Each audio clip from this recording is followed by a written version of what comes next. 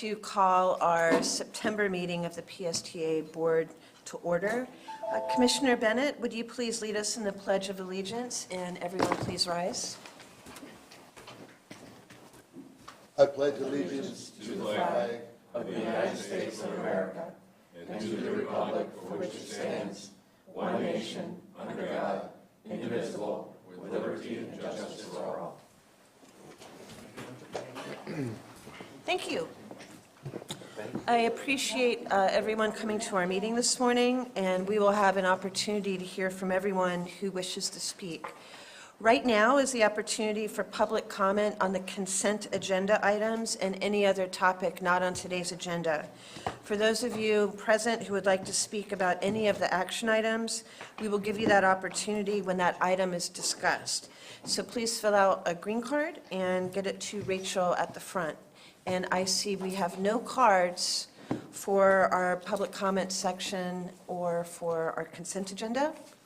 So we will move on to our presentations.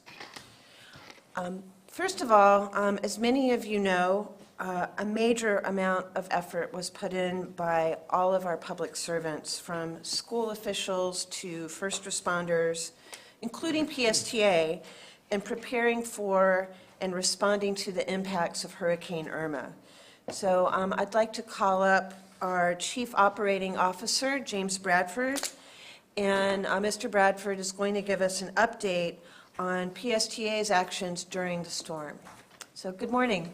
Good morning. Good morning, Chair. Good morning, PSTA board members, members of the public. James Bradford, Chief Operating Officer of PSTA, of course. At your places, you will find a one-page color glossy there. It's a summary of a lot of the events that occurred, a lot of the events that PSTA were involved in during Hurricane Irma.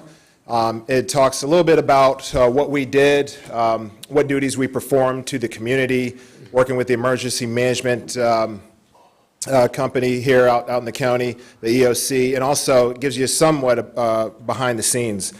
This morning, we'd like to show you a 2-minute video that really embodies and captures the spirit of what PSTA went through during Hurricane Irma. Just kind of give you a feel for what some of our staffers did during the storm, and you'll hear from our own PSTA staff employees themselves about the different roles and how they participated, kind of working together, what we face when we have something like a hurricane coming our way. I would like to thank, and the video is wonderful. It was put on by our amazing, wonderful marketing department, video, Aaron Berglund, Ashley Handy, Cindy Rashkin-Smith, Alyssa Kostick, those folks. They do really a great job of kind of capturing what we go through in operations and really being able to demonstrate that and kind of bring you as live time as possible. I presented an extended behind-the-scenes look at what PSTA does at the last track meeting. Thank you to board member Josh Schulman, who was there, who had a chance to see that presentation at track 2. Of course, we archive, we video those committee meetings, so if you're interested in that, that is at psta.net, archived under the track meetings.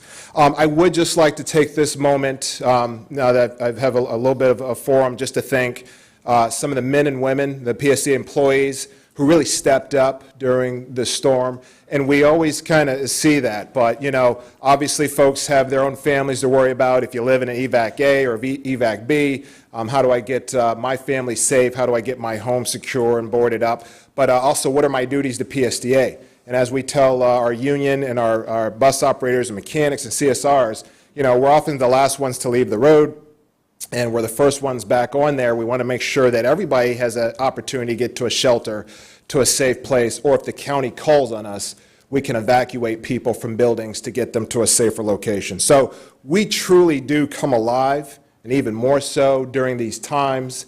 You'd probably imagine maybe we have a hard time trying to find people, but that's not the case. We have volunteers, operators, maintenance, people call and say, what can we do to help? What can we come in? Do you need extra help, whether it's to move the fleet or whatever? So, of course I could go on, but I do just want to just give thanks and praise to our own PSTA staffers and men and women. So without further ado, I would like to bring up the video for you. It's a little over 2 minutes, And of course, I'll stick around if there's any additional questions for me.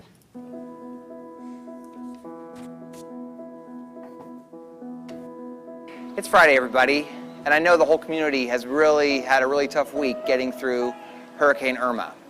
I really hope that our customers are safe, and I am just so grateful for the men and women of PSTA who have gotten us through this really tough storm, led by our Director of Safety and Security, Mike Gloss. Well, thank you, Brad. Yes, here at PSTA, we take hurricanes very seriously. We do have detailed plans in place to handle such a storm. That's right. You know, my role as the CEO of PSTA was really just to ensure that we followed those plans. But really, the hard work all throughout the storm was done by the folks in this building, our operations division. I spent my days and nights at the Pinellas County Emergency Operating Center, so that way when calls came through, we could get the buses out to the people who needed them. And then that could be at a nursing home, it could be at school, it could be at anywhere, a mobile home park, anywhere that people need help to evacuate to a place of safety during the time of a storm. I ended up evacuating a little bit over 200 people, some in wheelchairs, some just walkers, and some just had their whole life in a bag. I mean, that was it. Social media played such a crucial role during Hurricane Irma. We were able to communicate with all of our riders via Facebook and Twitter. It was very important, especially once the server went down, because it was our only lines of communication with our riders. So after PSTA completed its evacuation operations, getting people to safe shelter locations, it was then time to make sure that our single greatest asset, the bus fleet, was also safe and protected from the storm. 210 buses were strategically relocated across the county to high ground areas which were safe from flooding. I'm pleased to report that the fleet experienced no damage, and this can be attributed to the proactive measures taken and, of course, the hard-working efforts of the men and women of PSTA.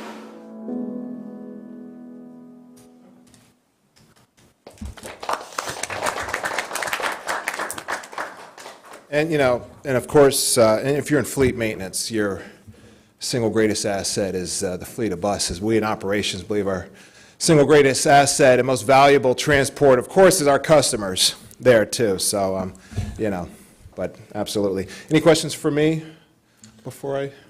Good job. All right. Thank you. Thank you. Okay. That was really impressive. Thank you. Our next item is Brad, if you will preside over this. We have an outgoing board member, Mayor Doug Beavis. And just got here. Good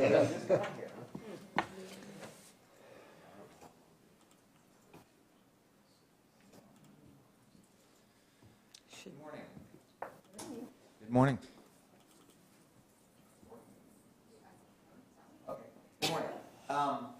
So it's pretty rare for a PSA board member to serve multiple tours of duty, but Mayor Doug Beavis is completing his 3-year term on PSTA, the mayor of Oldsmar, and this is his second term on PSTA, so he already has his lifetime annual PSTA pass from his first go-around. So he will be presented with a lovely lucite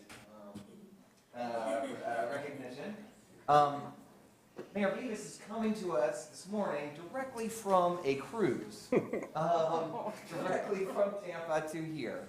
And I think that speaks a lot about, he has been a very, very active member of PSTA, of the PSTA board over the past 3 years. Mayor Beavis, as the mayor of Oldsmar, represents not just Oldsmar, but also Safety Harbor and Tarpon Springs, and those 3 cities rotate their membership on PSTA. And so often it's pretty rare for that representative, at least in the history of PSTA, to really play an active role, because they only serve 3 years and then they have to move and then they rotate. But Mayor Beavis has been much different than that. He has been very, very active, coming to meetings right from cruises, participating in our committees in a very active way, going to Tallahassee with me, and advocating for PSTA. he has, as the mayor, he's introduced us and gotten us more and more connections in Oldsmar to their large employer, Nielsen, as well as even during the hurricane. He was at his EOC in Oldsmar and then contacted PSTA a number of times to have buses go up there for evacuations or in one possibility, which I don't think actually turned out to be the case, but he came up with the idea to just send a bus to an apartment complex that didn't have any power, just as an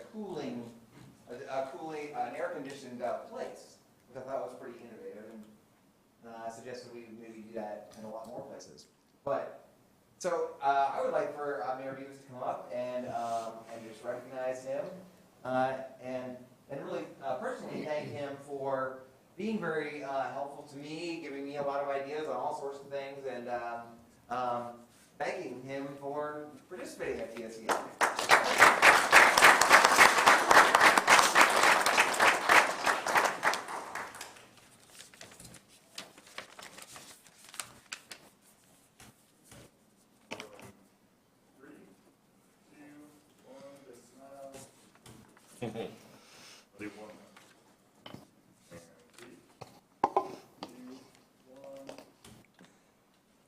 Thank you very much. Thanks. Yeah, sure. Okay.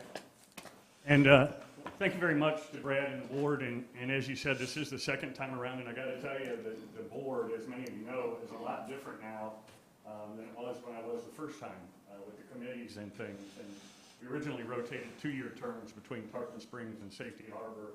And I approached them to change it to 3 years because 2 really wasn't effective enough. By the time you got up to speed, it was time to get off. And as you said, I literally was on the cruise ship an hour ago. So you get this because there wasn't a formal night, so it was either this, shorts, or a swimsuit. That's what I had. Swimsuit. Now, an interesting fact, I was in Cuba.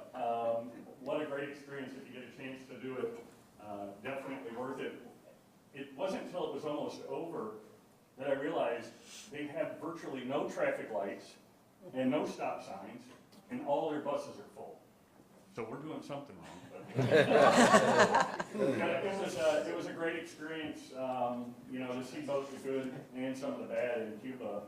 Definitely well worth the trip. So that was a fun time, and I posted a lot of pictures, and I turned my camera on to black and white and did a video of it, and I swear it felt like you rolled right back to 1950 and never changed a step. So definitely worth it, and the transit was interesting to say the least over there, especially without stop signs and traffic lights. So they just buzz along. But thank you for my time on the PSTA, and thank you for the board. It's a real honor to be a part of improving transit in the Pinellas County and Tampa Bay area, and hopefully I think we're really making strides on really uniting together with these various transit communities around here, so we can do what we're here to do, is provide transit for our riders. So thank you very much.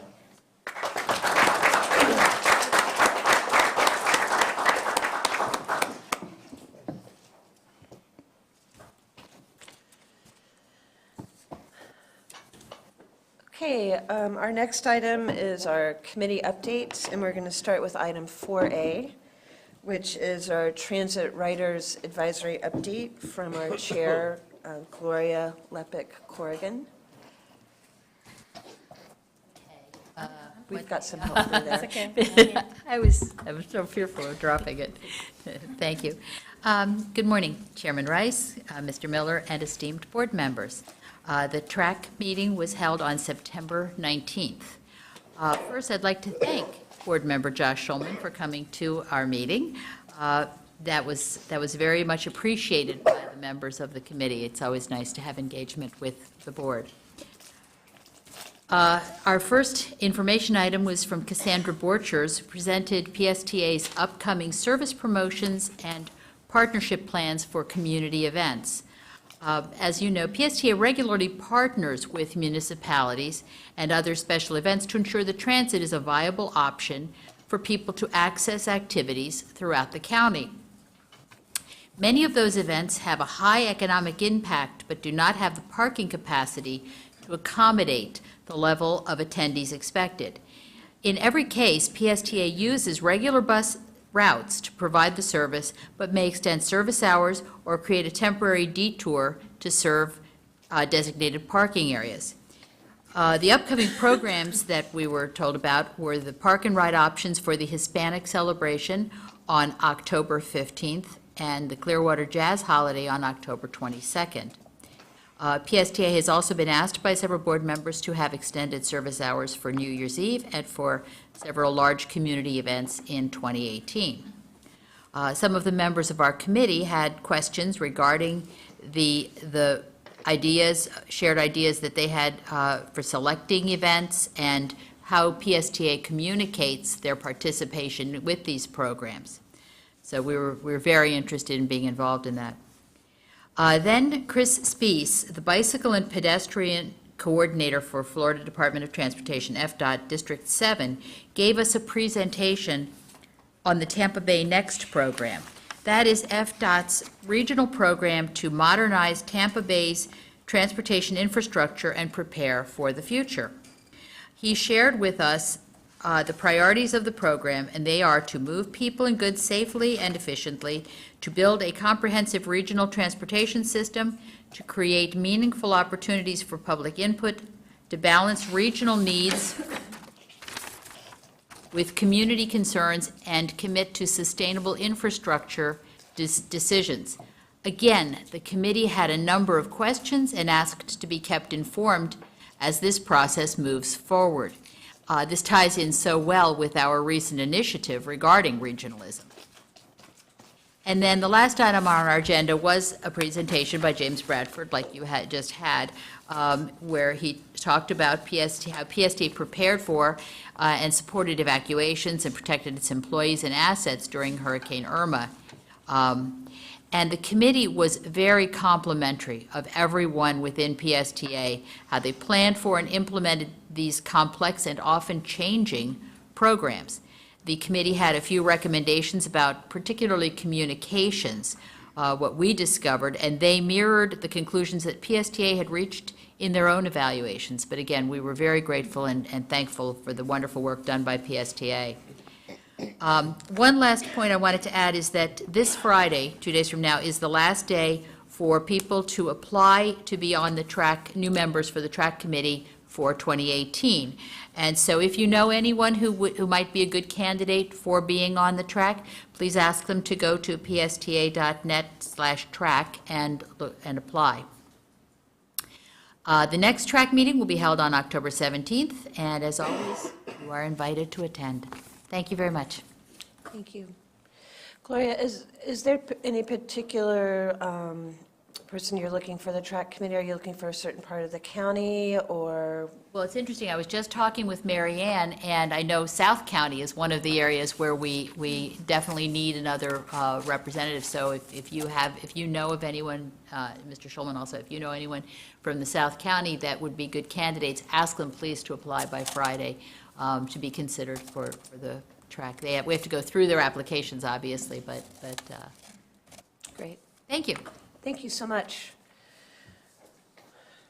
Our next committee update is our local coordinating board and our commissioner from Pinellas Park, Commissioner Patty Johnson. Thank you, Chair. The LCB met last week at Forward Pinellas offices in downtown Clearwater. I'm sorry, did it not work? No, it picked you up. Okay. After Forward Pinellas' Sarah Casper presented a comprehensive update to Pinellas County's Transportation Disadvantage Service Plan. The plan was unanimously approved. And what we're talking about is a series of things that we had to approve for the plan, and the plan is very extensive. This plan guides how PSTA provides its Transportation Disadvantage Bus Pass and other programs. Next, it will be presented to the Forward Pinellas Board for final approval. The LCB then reviewed and approved the annual operating report, which is a required review of how PSTA implemented the TD program as the service plan calls for. The entire LCB was very pleased with PSTA's performance. And there are indicators on there of the service we provided and how the people that use PSTA were so very much. Vivian, do you remember the numbers? How many were more pleased with it than ever before? It was amazing. The numbers were amazing on how many people we took care of and how many people were exceptionally happy with the service they received. The Florida Department of Transportation then shared the 5310 grant award recommendations they were making, including full funding for PSTA's requested programs. 1, continued funding for Ross Silver's position in the PSTA budget. And I don't see Ross. There you are. Congratulations. Ross doesn't just work his 8 hours and leave us. Ross has been to Tallahassee how many times in the last whole year? Not just this year, but the last whole year. Next week is my third time. Okay. Ross goes and he does things on his own time. He doesn't consider this just an 8-hour day. He's always been available to me and the board to make recommendations and to help us and get grants and set up programs. He's a very awesome person. Additional funding for PSTA's ongoing wheelchair lift replacement program. Continued operational support for PSTA's Flex Connector routes in Dunedin and Palm Harbor.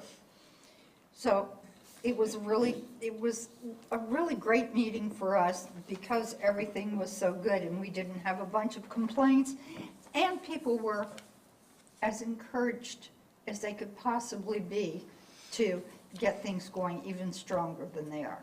So thank you for the opportunity to work with this program. I appreciate it. Thank you.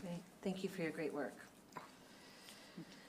Okay, the consent agenda. We had an opportunity to hear from the public for comments about the consent agenda. There were no cards, so if there are no other board member comments or questions, I'll ask for a motion. Motion to approve. Second. Great. Second the motion. Great, thank you. So we have a motion and a second to approve the consent agenda.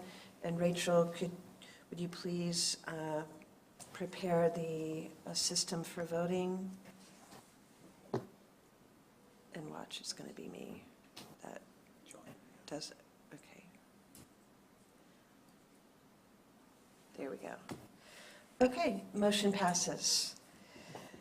Our next item is action item 6A, PSTA's 2018 federal legislative priorities. Brad Miller. There we go.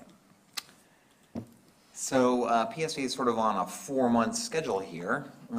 Back in June and July, we reviewed and then approved our 2018 state legislative priorities for Tallahassee, and then last month we presented to you with the help of our government affairs team from Washington D.C., Van Scoyoc, our federal priorities for approval today. This is in your packet. The priorities are in your packet. In addition, a strategy on how we might implement or be successful with these priorities is in your packet as well, prepared by Van Scoyoc. And the Legislative Committee, chaired by Commissioner Janet Long, will be meeting next week to talk about finalizing plans to make trips to both Tallahassee and Washington, D.C. over the next several months to talk to our delegation about these priorities. The 3 top priorities that are before you for approval are, number 1, and this is very important to us, to continue support at the federal government level for small start projects under the Federal Transit Administration's Capital Investment Grant Program. This is very specifically to keep the funding in line for our Central Avenue Bus Rapid Transit project, which we have now submitted to the federal government to receive this support. There were some efforts this past spring by the Trump administration to dramatically reduce this funding or eliminate this funding, but those have been repeatedly fought off by bipartisan group in the Congress. And so the House and the Senate both have continued funding for this program in their transportation bills, which are going to conference now for 2018. So we would continue advocating or talking about our Central Avenue BRT project with that. Number two is more of a general support for federal transportation investment by Congress. And as you probably have seen recently, PSTA is on a bit of a success streak with receiving federal funds, federal competitive funds. And it's because of the strategy and efforts we've been putting in. Last week, we announced, Congressman Christ was nice enough to do a Facebook Live announcement of us receiving $1 million for our from the Low-No program for more electric battery-powered buses for PSTA. Before that, we were one of only 12 systems across the country that were successful in being awarded a sandbox, a $500,000 sandbox grant, which is going to provide real-time TNC lift service for our DART customers. So we are very hopeful that those programs can continue in the future. In addition, we are working right now with Ford Pinellas and the City of Clearwater on submitting a Tiger grant application. And Tiger is a federal government program that is at times been considered to be on the chopping block as being eliminated, but there is strong support in Congress to maintain it, and it looks like it will be maintained. We are looking to submit the construction funding for the Clearwater Beach Express, Clearwater Beach busway across the bridge from downtown Clearwater to Clearwater Beach. We got the design money from the Florida legislature last year, and then Tiger money would construct it. You can see in there's 3 other priorities, and those are more monitoring things. There's still talking in DC about an infrastructure package, although not too much detail about how that would be funded.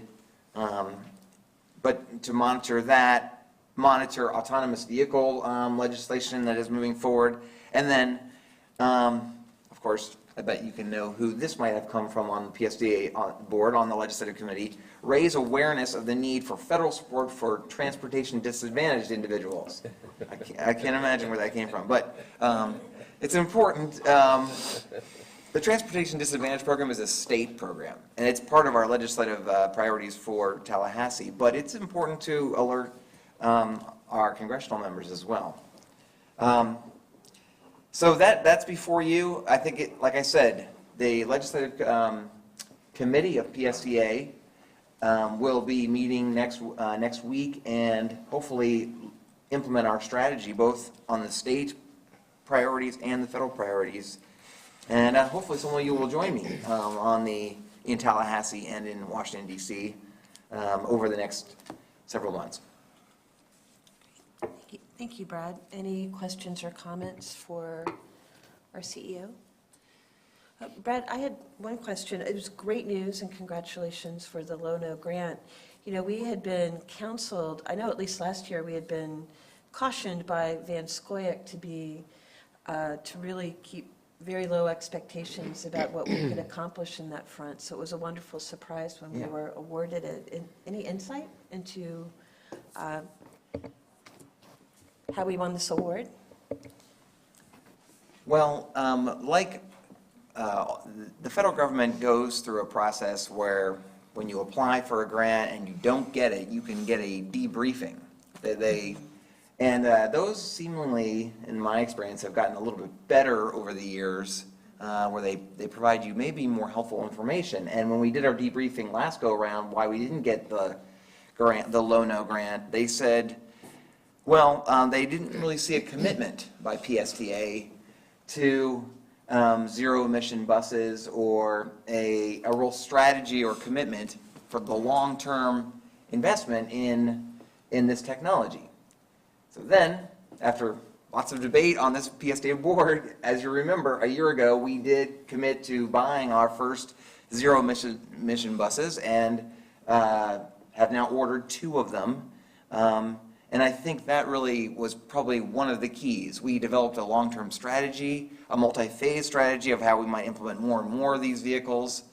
We are also going to be applying for, in partnership with Duke Energy, for funds for more buses under the VW settlement program, and so that's now all laid out, and I think that was the key to receiving funds there. There is a bigger pot of funds that FTA has not awarded yet for bus and bus facility programs, not just zero emission, but any kind of vehicles, and we have put in an application for that one as well for hybrid buses, replacement buses. We've got to keep our fingers crossed, but we'll see how we go on that. Okay, thank you. Do we have any comment cards from the public on this item with our federal legislative priorities? Okay. Seeing no further comments or cards, I'll hear a motion and a second to approve. Second. Motion to approve. And a second? To approve our 2008 federal legislative priorities. Rachel, would you please prepare our voting system? Oops. Great, thank you, and that passes unanimously with our present commission members. Our next item is our information items, item 7A, which is the PSTA evaluation system, TransPro. Brad, do you want to take the lead on this and introduce our speaker? Yeah, so as the PSTA board knows, we approved the first PSTA performance counts scorecard back in July for the organization, and that's in your packet, what you approved, the list of quantitative targets that will guide our organization. And what Cole Hoopingarner is going to present is the parallel piece of that, which is tying the performance evaluations of my evaluation, the CEO evaluation that you all will fill out, as well as the employees, to this scorecard. So I will let Cole take it from there. Good morning, Chairperson Rice, members of the board, CEO Miller. Cole Hoopingarner with TransPro Consulting. I apologize in advance if I have to cough or sneeze. I'm getting over a cold here, so bear with me. As Brad said, today we're here to provide an update on the performance measurement and management program that we've been working with the PSTA team and you all to get stood up. We'll jump right into it with just kind of a review of what we've done so far. We've focused on 3 steps throughout this process. The first step has been to sit down and define what success looks like in the upcoming year for the organization. What are the desired organizational outcomes we want to see happen over the upcoming year? The next step has been, as Brad described, to create a organizational performance scorecard which tracks our progress towards achieving those desired outcomes. And then the third section and the third step, which is what we're here to talk about today, is just as Brad said, is connecting the CEO and every PSTA employee's performance evaluations to organizational and department success. A little bit more information here about these 3 stages. So the first stage of defining the goals is what we call the what. So we're defining the mission statement of PSTA, the vision, what we want to be. The values, how we want to conduct ourselves while we're marching towards these goals. And then the organizational outcomes, those 5 outcomes that we want to see happen. The how is the performance scorecard. This is the quarterly system we use to track our progress towards achieving those goals. And again, the who is the CEO performance evaluation and employee performance evaluations, how we're going to connect the employee's work towards achieving these goals.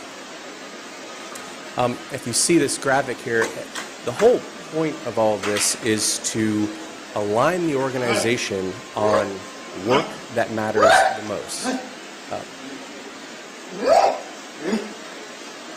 It may be.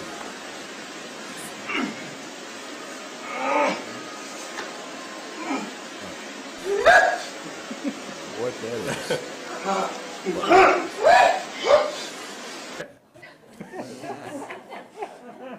Thank you. Okay.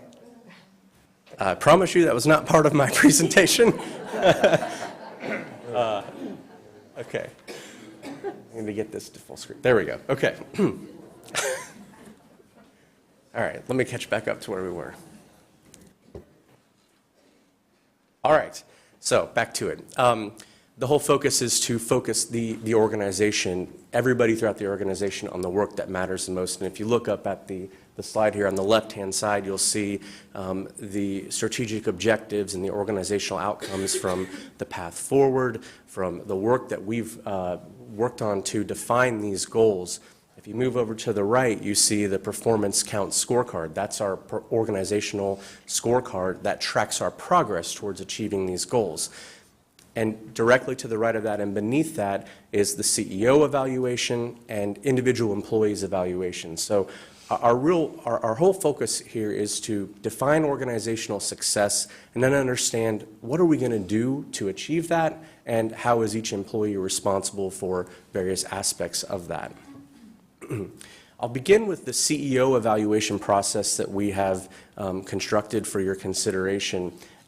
This is just a little bit of a graphic here that shows the performance count scorecard on the left-hand side. And you'll see for the CEO's evaluation, and I'll get into this in a little bit more detail and graphic in a second, but the top half of the CEO's performance evaluation will be focused entirely on the outcomes of the organization as it pertains to the desired outcomes we want to see and the success of the performance scorecard.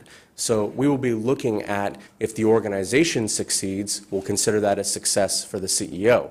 If the organization doesn't meet one of these goals, consequently, the CEO will have not met one of his goals. As he said in the video about the hurricane, Brad is responsible for making sure all of the plans and procedures go into place, and we tie his success in a similar way to the organization's goals that we've put together.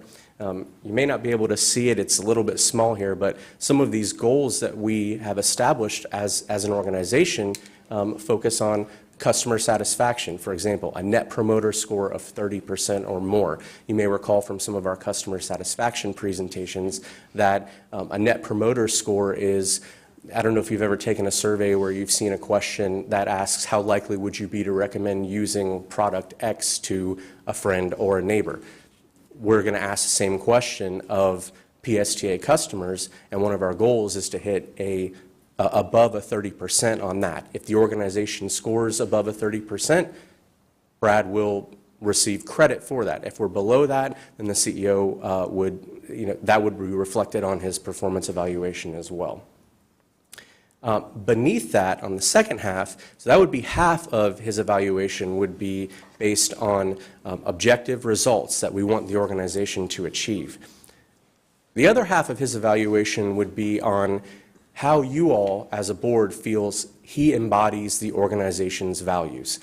We spent a lot of time working together to define the values that all PSTA employees should embody and exhibit while going to work each day. So it's important that we achieve these goals, but it's also equally important in the way that we conduct ourselves with each other, with the community, with our customers. So the second half of his evaluation, you all will grade Brad on how well he exhibits those values. As the leader of the organization, does he exhibit the values? And we'll get into the values here in a second. This is just a graphic that kind of shows you here. You'll see the objective results criteria will be 50% of his evaluation. We're looking for the results of the desired agency outcomes, and we're looking at the results of the PSTA Performance Counts scorecard. Again, the numbers that we see on those two pieces will directly correlate into Brad's performance evaluation. The second half of that will be your judgment of how well he embodies the values of the organization. And this is just a blown up version of the scorecard here. It kind of breaks it down. You see at the top we have the desired agency outcomes. In the middle there we have the performance scorecard results. And at the bottom we have the Board of Directors value assessment. 50 points for the objective results, 50 points for the values assessment, for a total of 100 points. Want to just kind of go over the values again so that everybody remembers we worked together to establish these. We don't have to spend too much time on them, but I think it's good to review them. The values that we all worked to define were: we are trustworthy and trust each other. We invite robust debate and listen to others' ideas. We take personal responsibility to design customer-focused solutions, and we own the results. We innovate and we drive reliability, quality, and efficiency. We foster professional development and encourage each other to take initiative. And lastly, we operate with open and transparent communications. So again, these are the values that we want everybody in the organization to exhibit while we're trying to achieve the objective performance results laid out in the scorecard and in the organizational outcomes. Now, when you're going to evaluate the CEO's adherence to these values, and this will be for every manager throughout the organization when they evaluate their own department employees, and we'll get to that in a second. These are just some guideline questions to help you kind of really evaluate how well the CEO exhibits these values. We don't have to go through every one of these, but you see, for example, for trustworthiness, does a CEO demonstrate trust in himself and in others?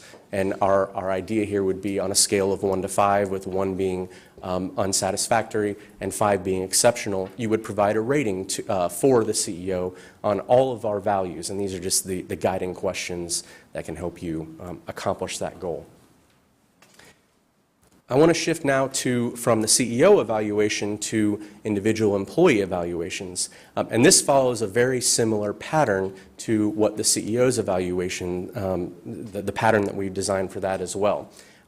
You'll see down at the bottom, we have the values evaluation. So every employee will have the same evaluation process as Brad in that regard. Their managers will evaluate them on how well they exhibit the values.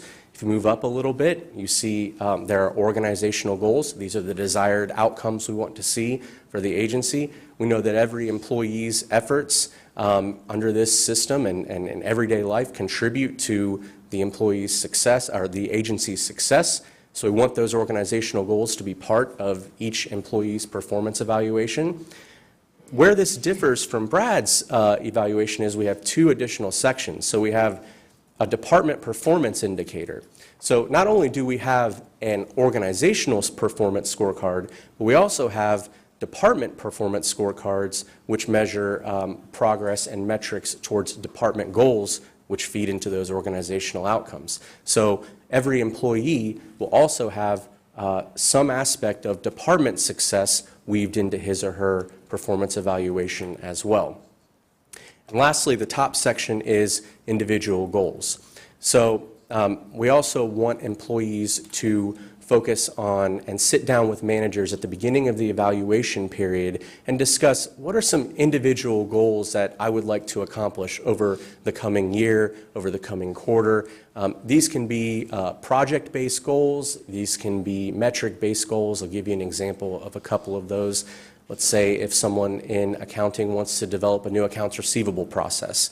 That's a project-based goal, and we would set quarterly milestones to measure our progress towards that, and at the end of the year, the manager and the employee would sit down and the manager would evaluate how well that employee achieved that goal. On the other side of the thing, we could have metric-based goals. For example, if someone is in IT and they want to set a goal that every help desk request I get, I want to resolve in 24 hours. That's an individual goal for that employee. So we would put those goals on that top part of the scorecard so that every employee has 4 sections that they're looking at: individual goals for themselves, department performance indicators, organizational goals, and adherence to values. This form here would be an example form for manager commentary. So the manager would look at this form when he or she is trying to evaluate the employee's embodiment of the values, as you see in the top part of there, and then also the individual goals that they set out. Keeping in mind that, again, just like in the CEO's evaluation, those department goals and those organizational goals are going to automatically populate based on the results that we see. So if an NPS of 30% or above is achieved, that's going to be put on the individual employee's scorecard automatically because he or she contributes to that on a daily basis. This is just a blown-up version of the scorecard. It kind of explains what we're looking at here.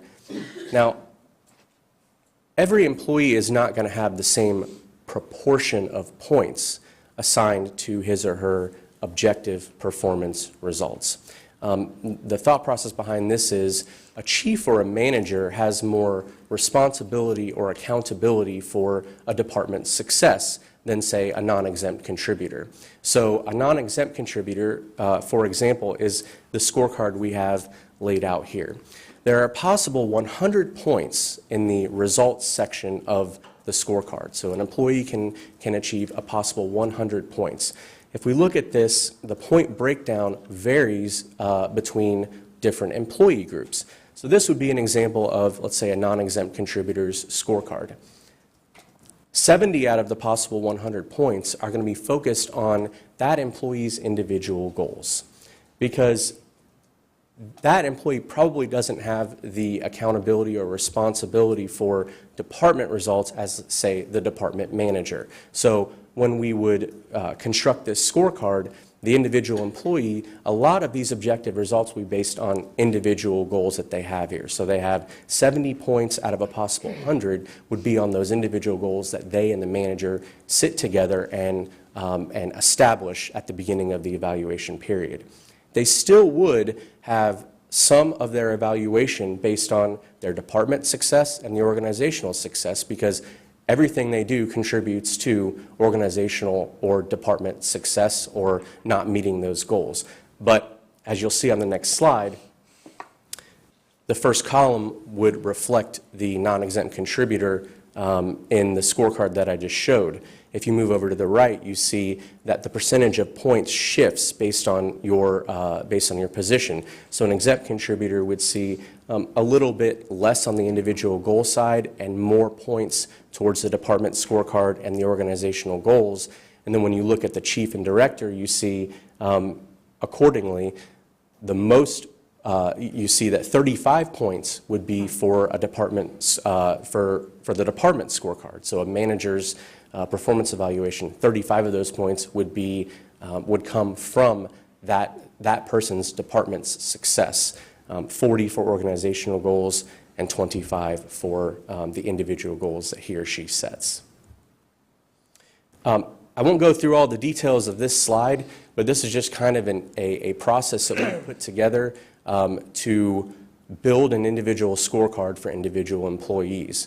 And essentially what it does is at the end of the current fiscal year, the manager and the employee would meet and develop those individual goals that we talked about and collaborate together to identify individual goals that the employee wants to set out to achieve that would contribute to his or her personal and professional success, but also to the success of the department and the organization.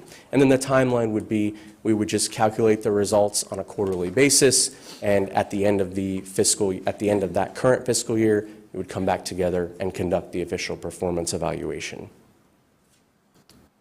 The next steps we have here that Brad has helped put together. In October 2017, we would envision that this policy would be presented to you all for approval. In December of 2017, the current evaluation form that you use for the CEO would be sent out to you all to review the CEO's performance. But we would also meet at the beginning of this current fiscal year of this upcoming fiscal year with all the employees to introduce this new process to them so that they're aware that over the coming year, these are the things that you can expect to be evaluated on. We'll work together on the goals. We'll work together on making sure that you understand what the organizational outcomes are and understand what the department outcomes, desired outcomes are. And then throughout the year, we would present the first quarter, second quarter, and third quarter performance scorecard results to the board. So again, our overall performance scorecard is meant to be tracked on a quarterly basis. So every quarter, you would get an update on how well we are progressing towards achieving the goals we set out to achieve over the year. And then finally, in September 2018, employees would be reviewed and evaluated using the new process. And in the following year, the CEO would be evaluated using the new process as well. I've spoken for way too long and probably way too fast, but that is the process and program that we've worked with management and with the CEO and with you all to put together. And I'm happy to answer any questions that you may have about it. Great. Cole, I'll start off with the first Yes. question. In the section where we give the CEO or where the management gives employees a numerical rating, is there a legend or something where there can be some type of consistency? Because my 17.5 might be someone else's 25 or someone else's 8. Yeah. Yes, ma'am. Yes, we would create a legend that would provide us a scale and a description of what each number means. So if 1 meant unsatisfactory, we would write out exactly what that means so that there's no ambiguity on, what is the difference between a 1 and a 2, a 3 and a 4, a 4 and a 5. So we would create something like that to make sure that that's clear. Great, thank you. Yes, ma'am. Commissioner Johnson. Thank you very much, Madam Chairman. I think I've pointed this out before, but in the evaluation form, there are some abbreviations. But Okay. there's no key to those abbreviations, or maybe it's on the back of the form, but I think that would be very helpful as we distribute this to others as an example of, well, this is what works here now, you might choose to do it there. The other just small thing is it'd be wonderful if we could get a copy of the presentation without the sides cut off, because the sides Oh, kind of okay. get cut off. Did they cut off? Okay. Apologies for that. To share with our Sure. Absolutely. organizations, pointing Yeah, organizations. absolutely. Absolutely. Can certainly do that. Commissioner Schulman? Thank you, Madam Chair. Just a couple questions for clarification. Sure. You said that under the individual goals, that those are set by the employee and their supervisor manager. Is the ratio though, like, so for the score of 70, is that the score, is that an example here? Well, depending on what employee group they're in, that would be the point total assigned to that employee. So if they're a non-exempt contributor, for example, it would be 70 out of 100 for every one of those employees. Yes. Okay, so for non-exempt it's 70, exempt it's 50, Correct. and so on. So Correct. what we're talking about with setting the individual goals is if I have goal X, it might be 40 points of my 70. Correct, Okay. exactly. Just And wanted that's, clarification. yes, and that would be something you would that the individual employee and manager would discuss, and the manager would ultimately come to that decision as far as weighting, but that would be a collaborative discussion between the employee and the manager. Okay, thank you. Yep, you're welcome. Okay, Commissioner Eggers? Yep, thank you for the presentation. You're welcome. Yeah, I was intrigued by where you started, which was under the organizational performance chart that we've approved or something. And I feel like when I look through those metric names that, perhaps we might be missing something or two there. How do we, as a board, address continuing to look at that as the actual measuring system? For instance, one of my questions, which I think I've answered myself, was about the benchmarking issue that we're going to talk about later. I think it's at the bottom of that form. Yes. Which I think is great. Somehow, how do we compare with other organizations is a good piece. I also think that some kind of financial measurement that's more than just this year is important. So it doesn't have to be a 10-year financial measurement, but we put a 5-year plan together every year. So maybe it's a 2 or 3 year plan, and how that's changing, because the 3 or 5 year plan may not look pretty, but it's a little bit better looking than it was last year. So that's an improvement, even though it's still not a good outcome that we're seeing, but I think that's important. And I don't see that under financial stability. And I think that's an important piece. And I also think ridership is a reflection on kind of the work we're doing. I know there's some arguments about, well, what's going on nationally, and again, I think those could be, when you look at how they compare nationally, you can kind of normalize them a little bit. But I do think ridership is a key indicator as to how we're doing with whatever group of riders that we're trying to target. So, and that I don't see in here either. So I think those are pieces. I keep going back to what this board talked about, and it's disappeared from everything that I see now about social, fiscal, and environmental balance. And I think that either it's ridership for social, kind of that midterm look at our financial stability, and then the environmental aspect. What mix of buses are we using, and what is that actually providing in terms of improvement or not on the environmental side? And I think all of that has to be factored into this discussion somehow. So I'm not trying to put us back, No, I understand. back on this, but I do just, that performance count scorecard where we start all of this, I think is missing a couple things. Your thoughts? Okay. And I'm going to go back to the performance count scorecard here just to look at this. So, we have a couple of metrics on here, like customers per revenue, revenue mile, operating costs per revenue hour. What I'll do is, I think, Brad, what we can do is regroup, after this meeting and try to make sure that we've got all of the information necessary that we need to have to get that incorporated. Yeah. And the only other thought is if we come up with this thing we agree on, I think as long as we can keep it in place for a few years, it seems like every year it seems to be moving, so it's hard to track year to year. Right. And that becomes, I think, more important than the absolute system that you're using. Whatever system, it's important to be able to compare. And when you have different systems, it's hard to ultimately compare. So thank you for your presentation. No, thank you. Thank you. Commissioner Scott. Thank you, Madam Chair. Thank you very much for the presentation. Yes, you're welcome. Just to tie on to what Commissioner Egger said, I think ridership is really important. That's a hard number for us. It's a hard number for every transit agency. It's the whole basis for why we exist. If we don't have ridership, then none of us are up here, and we don't have a fleet, and there's no reason to even show up here. So I think ridership really needs to be included in this. And I also have a question regarding, under financial stability, what exactly is financial diversity? Make sure I'm on the right. Brad, do you want to? Yeah. That's the definitions. Right, so when we presented to you, along with this performance scorecard, there is a companion piece that I am sorry I didn't include in the packet, but it's part of it that very explicitly details each of the items. And exactly shows how we will compute that item, what data sources come into that item, and how it's computed, so that everyone knows. And we can, as Commissioner Egger says, we can keep it consistent from year to year, or, no matter what employee is computing it.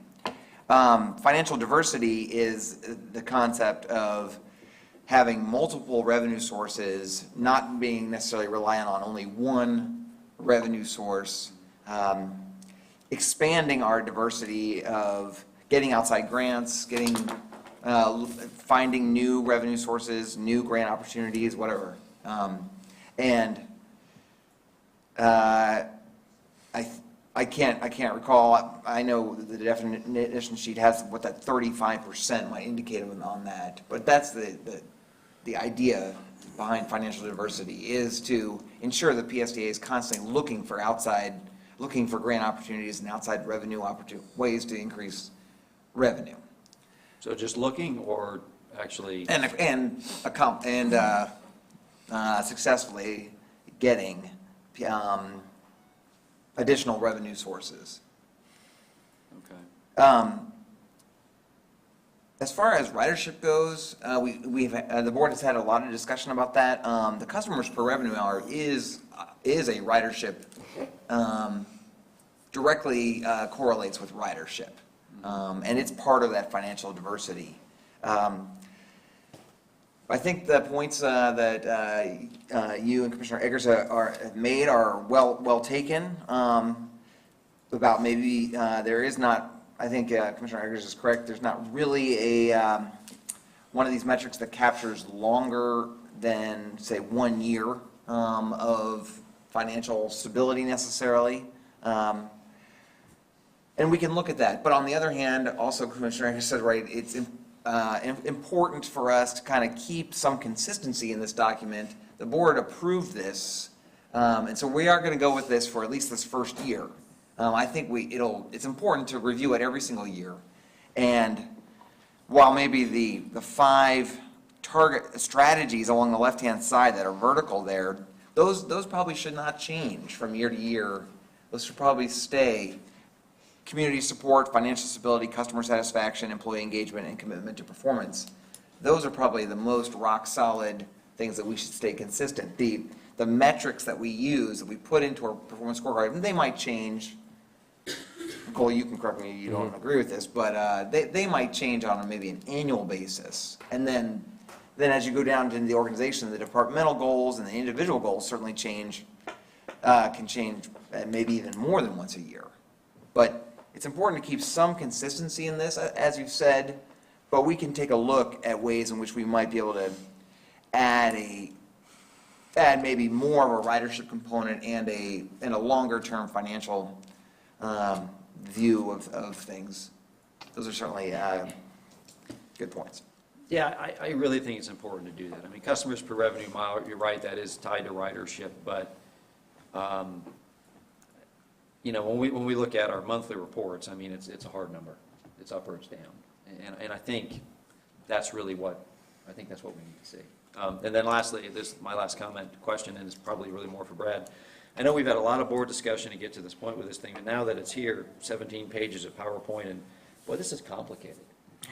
I mean, I don't have anything nearly this complicated to do performance reviews in my organization.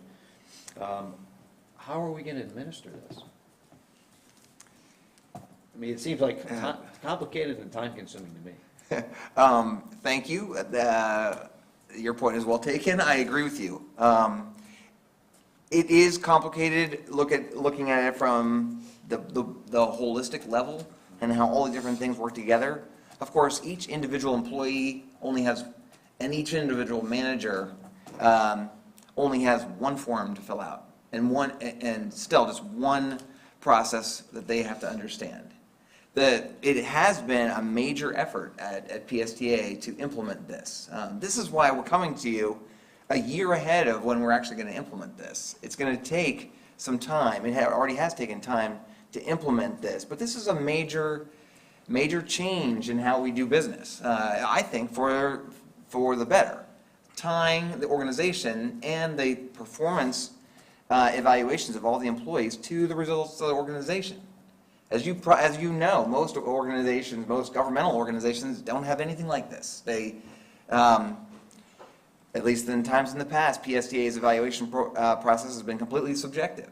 And most of the employees get high rankings, regardless of whether ridership went up or down, or if we meet our budget or not, or all these different things. And that's definitely going to change with this. And so the last slide, as you see, we have some time to work to get this ironed out fully.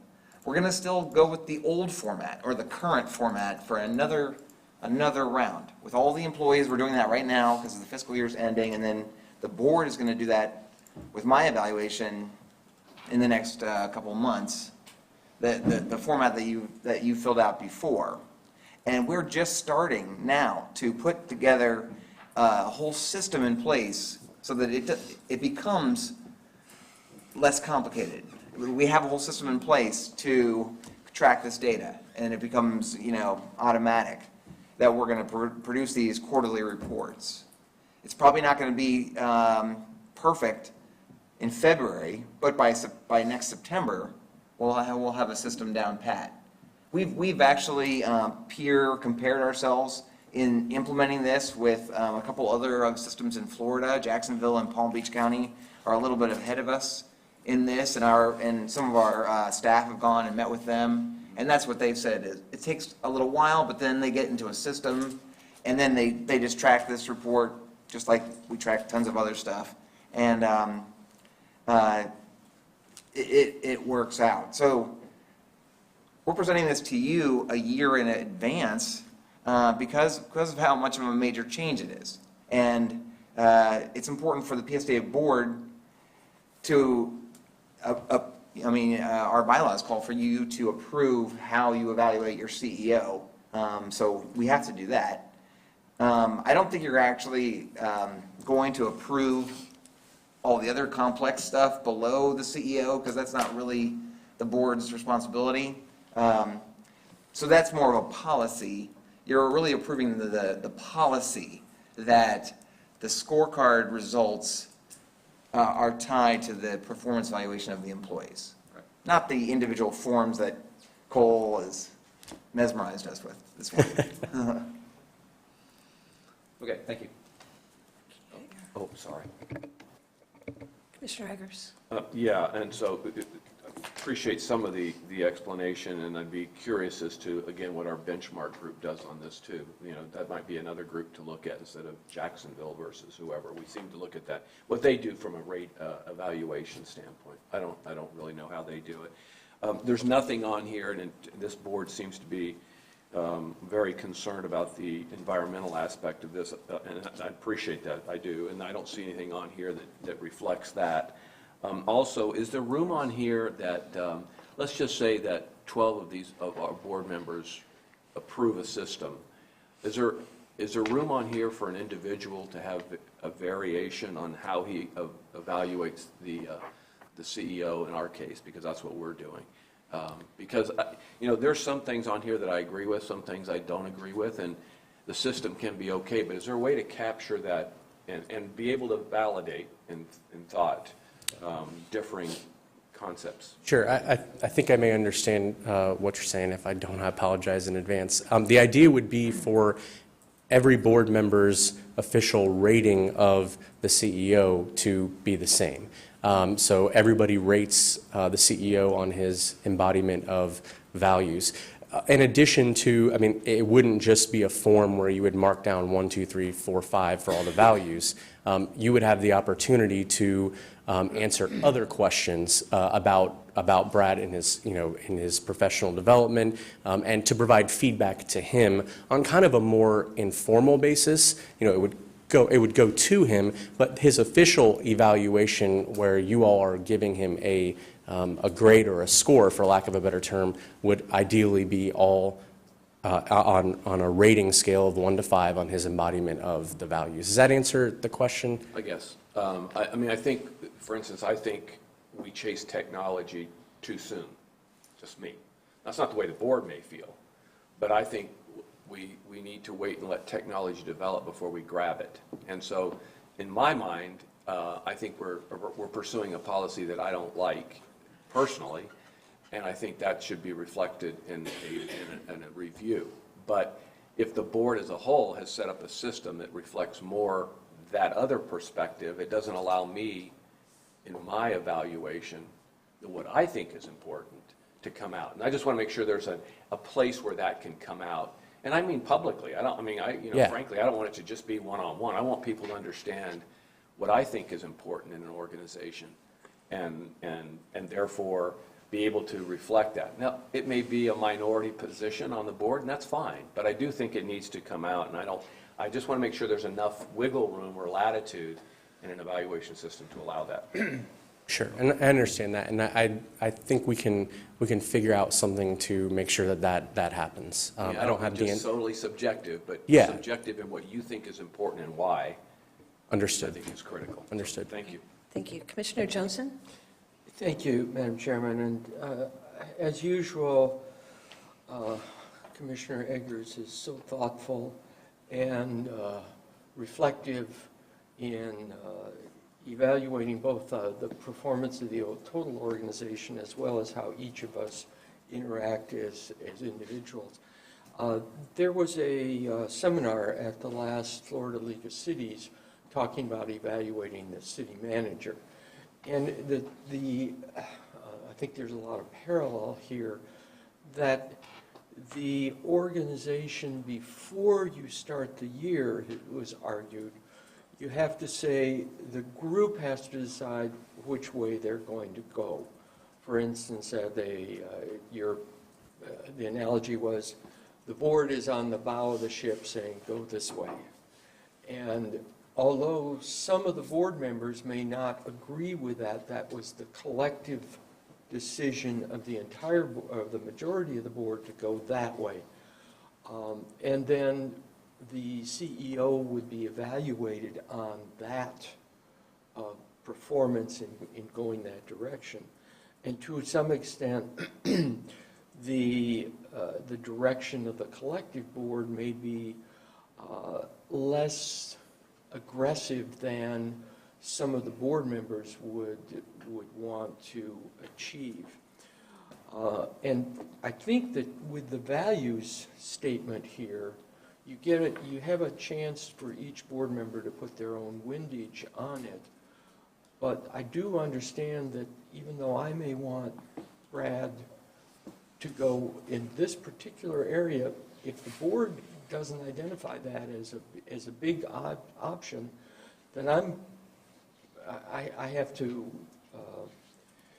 go with the majority of the board and not ding him for not doing something else.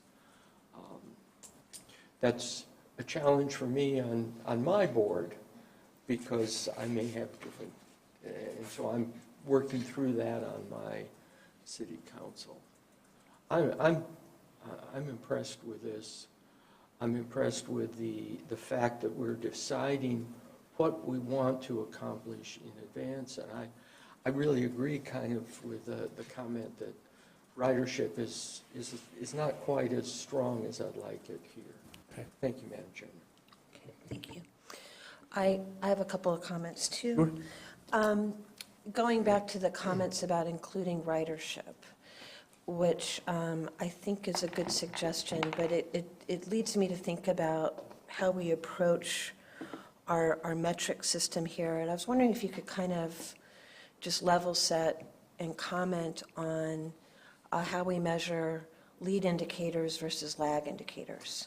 Because the lead indicators are the things that we can do, that we have control over, that we can count and hold ourselves accountable to. And if we're doing well in the lead category, then typically we'll see better lag results, which we can't always control. But could you comment on that? Because to me, ridership is sort of like the ultimate lag indicator, but there's other steps that we can take before that we can measure that at least in part can help get better ridership numbers. I don't know if I have the answer to that question right now, and I don't want to. Do you know where I'm? Do you understand my question? I understand the Yeah. question. Yes, I don't know if I have the answer to that right now. It is something that I can get with Brad and other members of our team to discuss, but I just don't want to misquote myself or anything like that right now. So. Okay. And my other comment is, this at first struck me as being very detailed, and I heard the word complicated used. And I don't want to be cute playing semantical games, but to me there's a difference between complicated and complex. And I do think this is complex, but complicated means there's something almost deliberately difficult or hard to implement or understand about a system. This is complex, and I don't think that's necessarily a bad thing. What I do like about it is, for example, a new employee that we onboard to PSTA is, it's very clear what the expectations are. And there's going to be no surprises in a performance evaluation. It's very clear what we're looking for, what we're measuring. It's no surprise to the CEO what the board is looking for and what the board is measuring. And not only that, for our employees, it seems like there's a pretty good roadmap to see for someone who has the abilities or ambition to develop their career and be promoted. It's really clear what that transition is from individual goals to a focus on departmental and organizational-wide goals. So if it takes complexity to achieve that type of system, I'm okay with it. Plus, I imagine the federal government is also pushing more towards a performance strategic metric counting. So as we apply for grants and want to be competitive for grants, and they want to look at how we run our own shop, well, we're starting to run our own shop a lot more in alignment with how the federal government wants to see us measure results. So do either of you have comments on that? Nicole maybe has more of a global perspective, but that's exactly right. The federal government, in the last transportation authorization bill, Congress put language in the FAST Act to require transit systems to adopt performance metric-based systems for running their organizations.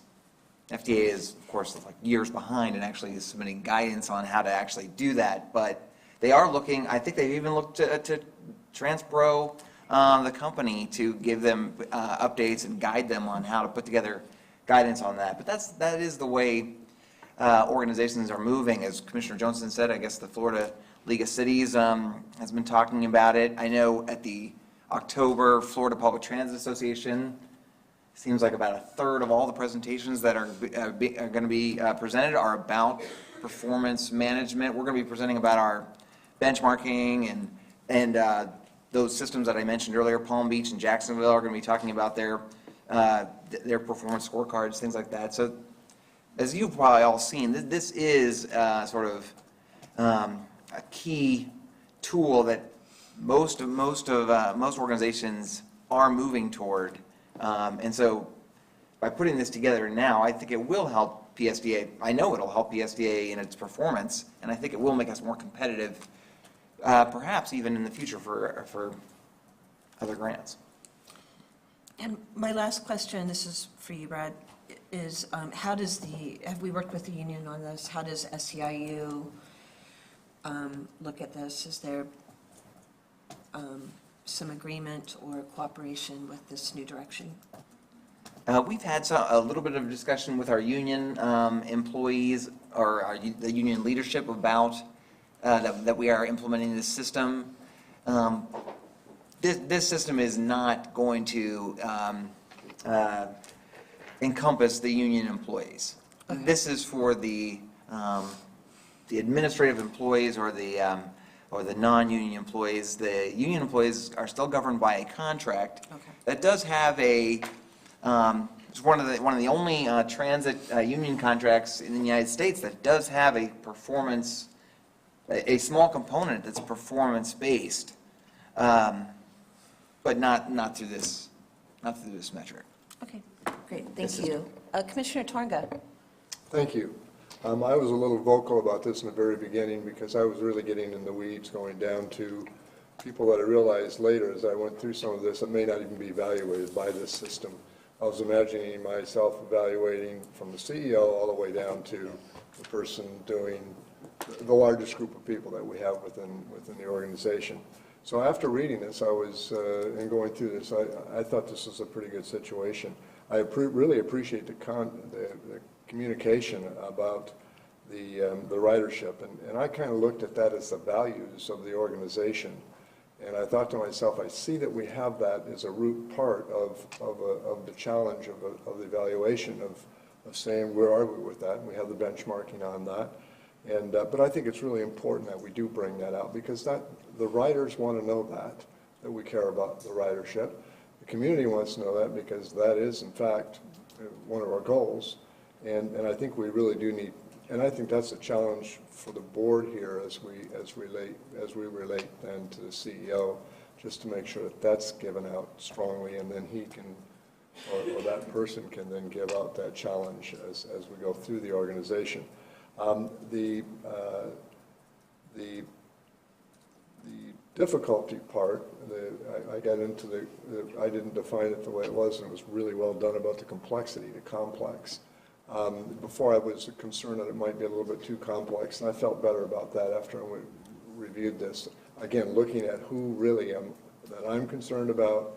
I'm not just concerned about what I have to do, which is the CEO, but then what the CEO has to do with each one of the individuals. And then I went back to my life experiences about that, and I felt that this is something that can be achieved. And once it's implemented, I think it may be less complex than maybe what we think it is. And as long as it's really used to achieve the values within the organization. I think if the managers are really focused on that and kept focused on that. So I appreciate the presentation, and I appreciate the update on this. And I do appreciate the comment about the ridership again. Very, very important. Thank you. Understood. Thank you. Okay. All right. Anybody else? One more comment, Madam Chair. Hit your button, please. Commissioner Eggers? Yeah, and just back to the consistency from year to year, I think, like Brad made a comment that there are 5 categories here. I think that will probably remain pretty consistent from year to year. The pieces within that, like for instance, under customer satisfaction that come to 30 points, those things can change. I don't think those have to be consistent from year to year. You're still arriving at the idea that 30 points is going to go towards customer satisfaction. However, you might change how that's measured. Correct. As we develop ideas or comparatives with other organizations. Correct. Or, if I'm able to convince the rest of the board that something else is more important or something. Yeah. I mean, I think this system still allows for that kind of Correct. evolving thing. The other thing I was going to ask you is, at the end of all of this, let's just say that we agree that there's a 3% raise going to be in place. Does that going to eventually tie to somebody getting a 2% raise versus a 4% raise, or is that another component to this? Is that I mean, it's one thing to do all these evaluations, and it's another thing to say, okay, because you were excellent and did so well, or you met standards or met everything else, you're going to get the 3, or you're going to get 3.5, or sorry, you didn't measure up, you're going to get 2.5. Is there any of that contemplated, or is that, again, for this board to decide as we go down the road? I think I'll let Brad speak to that, but I think at this point we have not really addressed the compensation portion of it in that detail yet, but I'll let Brad. We did have that discussion at the executive committee level, and that was the recommendation from TransPro that, yes, that it would be tied in some kind of mathematical correlation, so that based on, if you got like a 85 out of 100, then you'd get 85% of the 3%. That would be, that the compensation would be tied to this, rather than, okay, you got an 85, but you get a 2% or whatever, But that's still to be determined. I would say it's being contemplated, and it was recommended.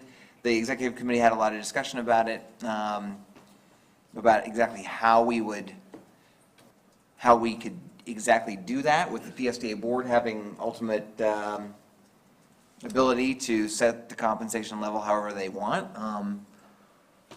A board could say, well, good job, Brad, you got 100, but, or, you could do that.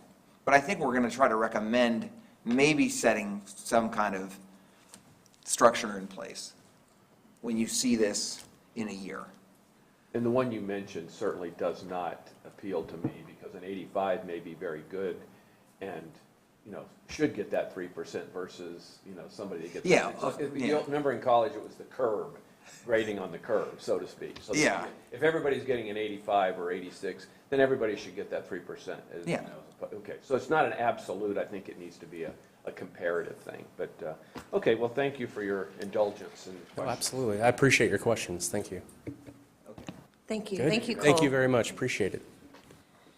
Okay, our next item is reports and correspondence. Brad, would you like to go through what's in our board packet?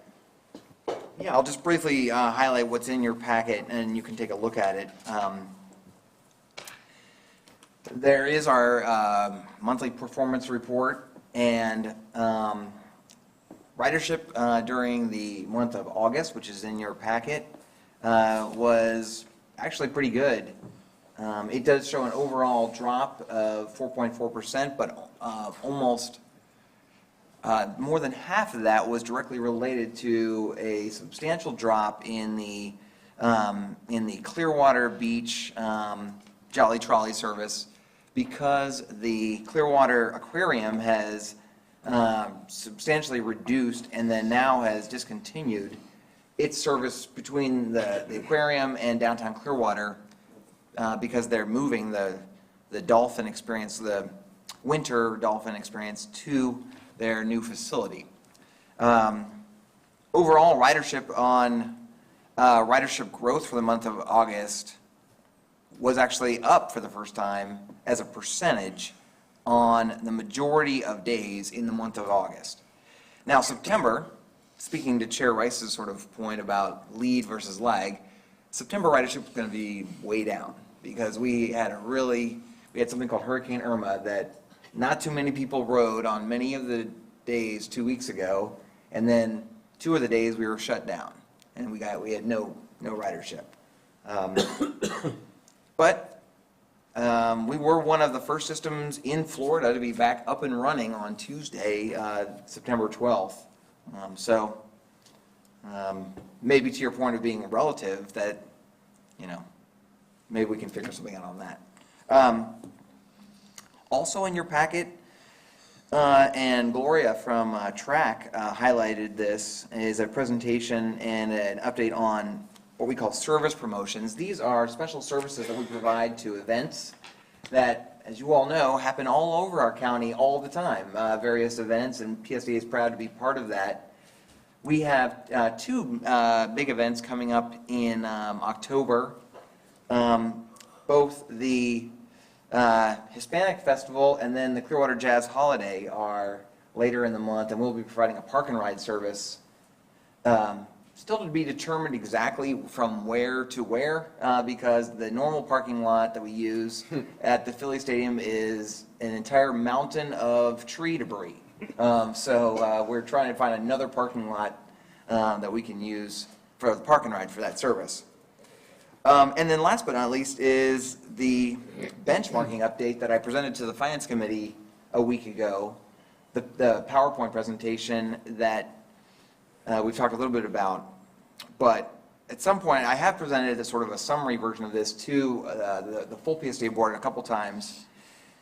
PSTA is a member of the American Bus Benchmarking Group, which is a national organization that has 20 different transit systems that are of all ranges, but about the same size as PSTA in many ways, and compares data on a very detailed basis on all aspects of the operations. And I presented some of the data, and you can see there how we stack up against our peers. Shortly after this meeting ends, I'm heading to the airport to head to the annual meeting, which is going on right now.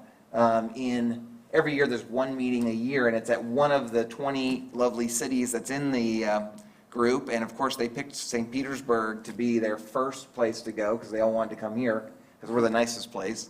So I get the opportunity to go to Dayton, Ohio later this afternoon to get the next year's update on that. This is one of my favorite things to do, favorite presentations to make. So I'm excited to go to lovely Dayton. Commissioner Eggers. Yeah, under 8A, you were talking about some performance, and I had mentioned during the budget part that I'd like to, and I really don't know the answer to the question, so it may be great news, and I'd just like to hear an update on our program that we implemented, that caused us to raise the millage last year. There was a specific after-hour program. I'd just like to get a kind of that base year, how we're doing, so we can continue to measure that as we move forward. I think everybody felt that it was it seemed to hit one of the important things that we do here, which is helping people get to work and back home. I just want to make sure, see kind of what results we're getting from that program, and then a way to kind of measure going forward at some point. Thank you. Yeah, thank you. Yeah, and thank you. You had mentioned that at the Finance Committee last week, and we're putting together a presentation right now for next month on where we sort of stand on the services that we expanded just in February of this past year, and then sort of an overall picture of ridership for the year. Thanks, Brett. Yeah. Okay. Madam Chair? Commissioner Johnson? In the benchmarking, we heard this benchmarking report, and particularly the last one, which kind of is a summary of them. There were some reasons explained for why we are the worst or almost worst performer in the diesel fuel effectiveness, and then I forgot that, and I think I recall that it's because our buses run air conditioning, and it's, but somehow if we could footnote this to say why those few are we're so deviant on that. Because I can't remember that stuff, so thank you, Madam Chair. That's a good point. Great. Thank you. Okay, our next item is item number 9, future meeting subjects. I want to just highlight at your places as an invitation to the rescheduled groundbreaking of the Clearwater Beach Transit Center next Thursday morning. Hope all of you can join us out there at the beach. Hopefully there will not be a hurricane that will interfere with that again. The goal of that project is to actually get under construction and open by spring break 2018, and Hurricane Irma has made that quite a challenge, but we're meeting with the contractor and trying to get them back going as soon as we possibly can on that. Last but not least, I would just like to recognize 2 employees that are retiring or leaving us. Bill Howard is our facilities manager, and I don't think he's ever made maybe you've ever seen him here at the PSTA board. But he's been a very important part of PSTA for 14 years, being a leader in our facility department, and certainly helped recently quite a bit in maintaining our facilities during the hurricane. And he has announced his retirement. And then Nancy Ferrantella, who I know has made some presentations to some of the committees. She is our bus operator coach. In a very positive way, the union calls her the bus driver shrink.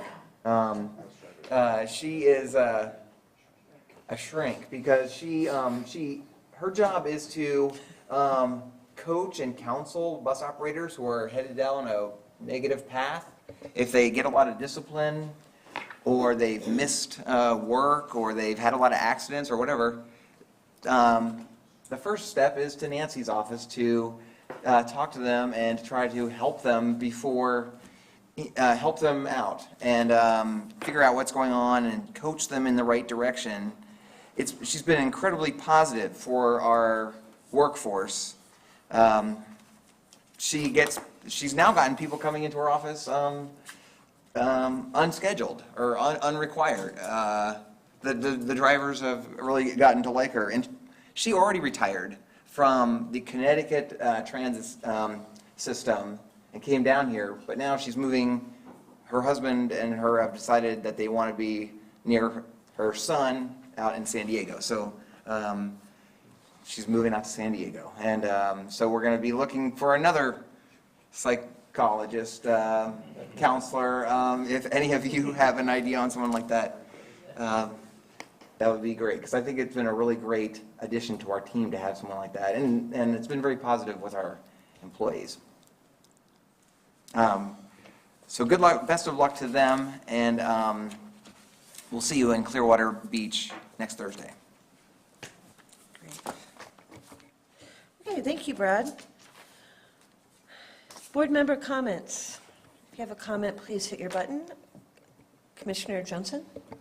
Thank you. Special shout out to Mayor Doug Beavis for your service on the PSTA.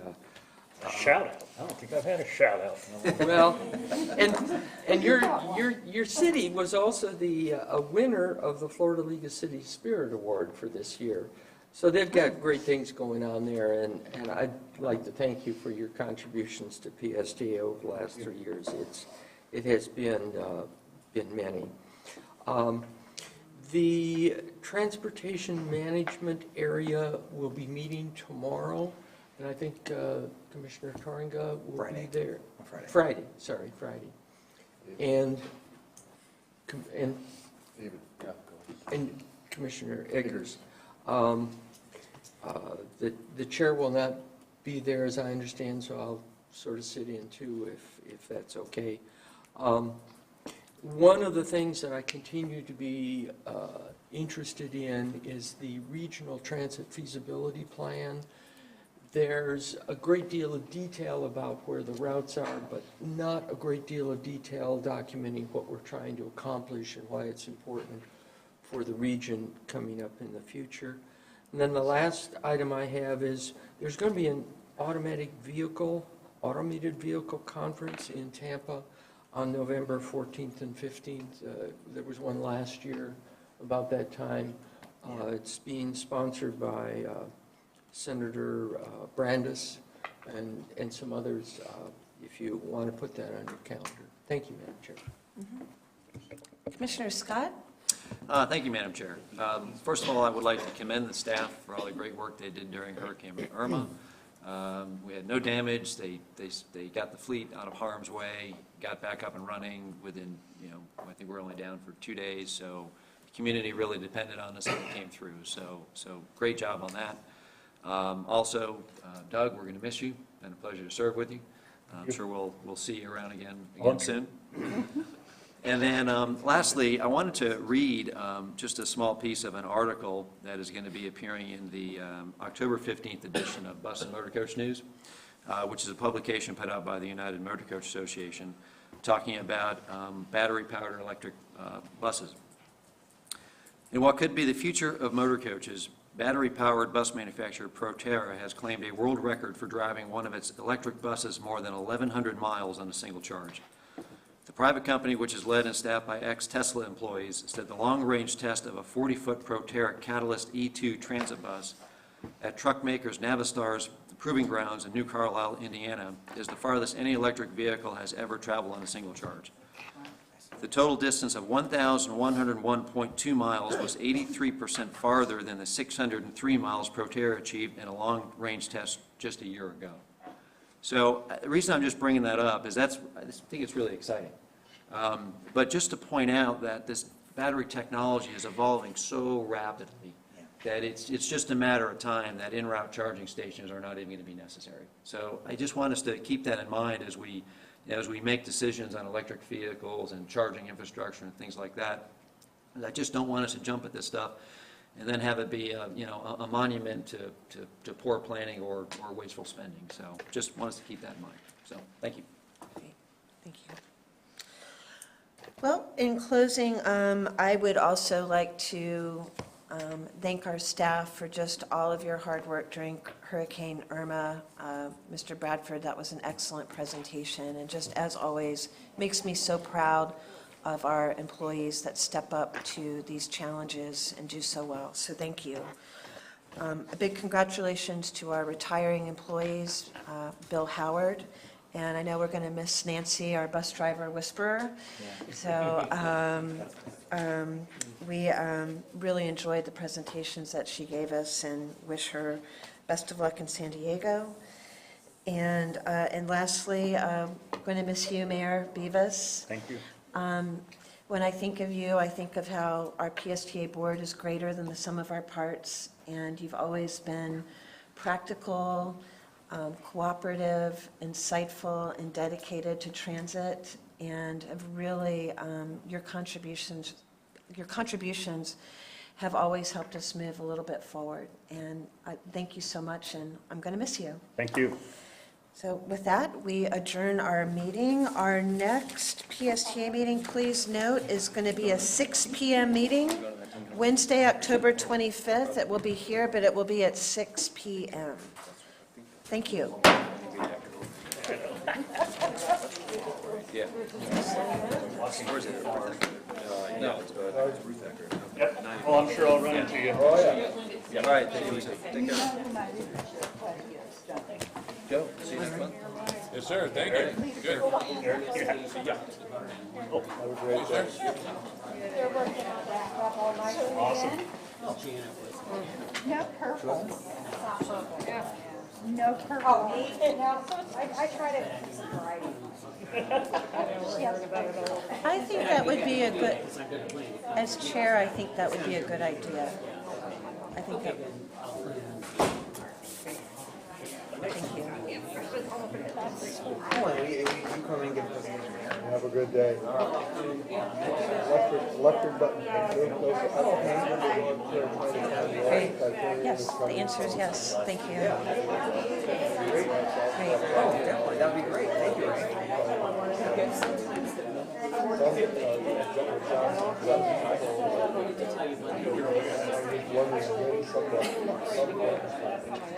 Somehow, they're out of storage.